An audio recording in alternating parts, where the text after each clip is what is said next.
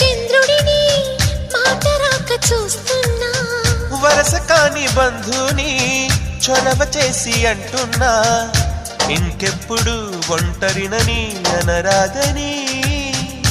నీకు సొంతం అంటే నేనేనని కొమ్మ కొమ్మ విన్నావమ్మ కోయిల వస్తుంది వస్తూ వస్తూ తనతో వెన్నెల వెలుగులు తెస్తుంది ఏవమ్మ మరుమల్లి తోరణాలు కడతావా చిలకమ్మ ఎదురేగి స్వాగతాలు చెబుతావా పూల పొగరిల్లేరా రమ్మందని విన్నానమ్మ